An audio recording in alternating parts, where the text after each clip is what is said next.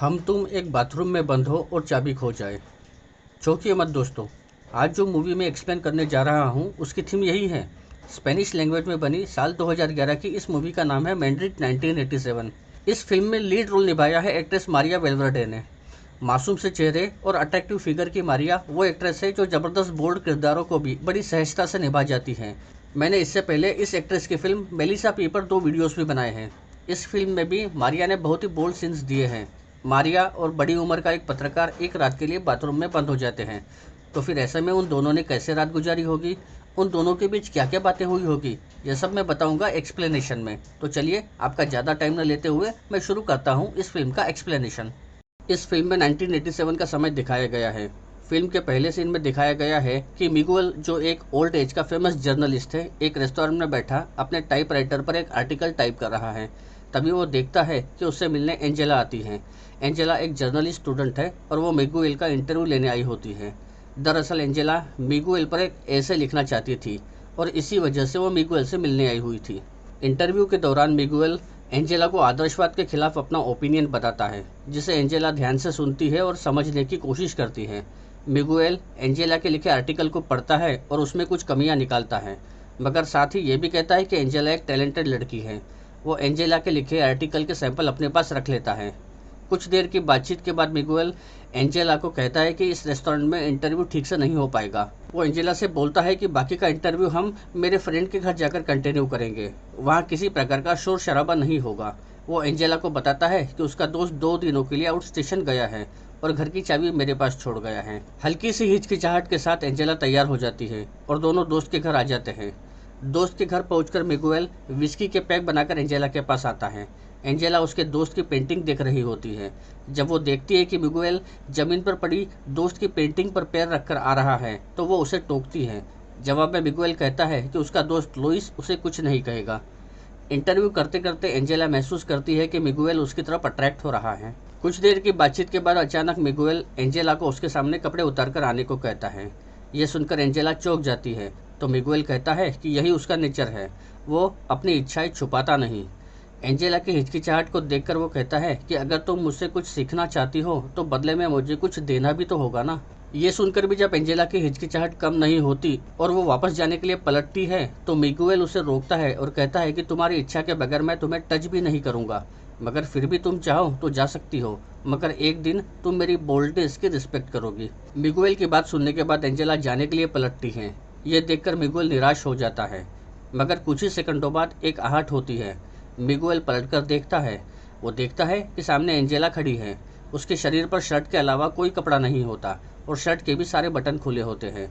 Miguel कुछ देर उसे प्यार से निहारता है, फिर अपने पास बुला लेता है। फिर पास ही पड़ी कलर बोतल से उसके शरीर पर लकीर रेसी खींचता है।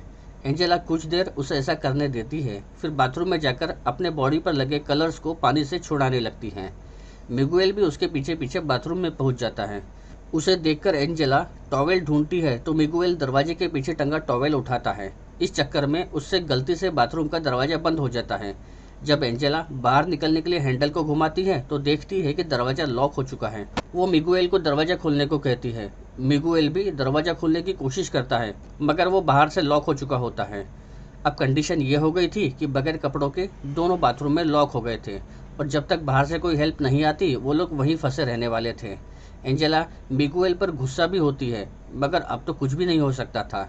थक हार कर दोनों वहीं बैठ जाते हैं। बाथरूम में एक ही टॉवेल होता है। मिगुएल वो टॉवेल एंजेला को दे देता है। जब करने को कुछ नहीं होता तो दोनों के बीच फिर से बातचीत का सिलसिला चालू हो जाता है। बीच बीच में मिगुएल एंजेला की भावनाओं को भड़काने की कोशिश करता है। दोनों एक दूसरे को अपनी चिंताएं बताते हैं कि समय से घर नहीं पहुंचने पर घर वाले कितने परेशान होंगे। बातों बातों में मिगुएल को पता चलता है कि एंजेला के फादर एक सोल्जर है और उनकी सोच फासिस्ट है, तो मिगुएल उसे फासिस्ट लोगों के साथ उसके हुए पंगों के बारे में बताता है। साथ ही वो ये भी बताता है कि किसी समय वो एंजेला की सिस्टर, जो कि उससे 17 साल बड़ी है, से प्यार करता था, मगर उसकी सिस्टर ने उसका प्यार कभी कबूल नहीं किया। हालांकि पहले तो मिगुएल एंजेला को बाथरूम की खिड़की से चिल्लाकर मदद मांगने पर रोकता है। उसे डर होता है कि कहीं इससे कोई स्कैंडल न हो जाए, मगर बाद में वो महसूस करता है कि बाहर निकलने के लिए इसके अलावा और कोई रास्ता भी तो नहीं है। बातचीत में मिगुएल जब बार बार ये दोहराता है कि वो एंजेला से उम्र में काफ़ी बड़ा है, मगर फिर भी उसका एंजेला के प्रति अट्रैक्शन बढ़ ही रहा है, तो एंजेला बाथरूम का लाइट बंद कर देती है और अपना टॉवेल नीचे गिरा देती है। फिर दोनों के बीच फिजिकल रिलेशन बन जाते हैं। कुछ समय बाद दोनों के बीच किसी बातों को लेकर जब डिफरेंस ऑफ ओपिनियन हो जाता है तो एंजेला मिगुएल को खरी खोटी सुनाती है। वो कहती है कि मिगुएल एक इगोइस्टिक इंसान है और वो अपने ऐसे में इस बारे में लिखेगी। कुछ देर की बातचीत के बाद मिगुएल उसका ध्यान बटाने के लिए बाथरूम में पड़ी एक फ्रेम को एक जगह फिक्स करके एंजेला को कहता है कि तुम इमेजिन करो कि ये टीवी है और इसमें एक फिल्म चल रही है।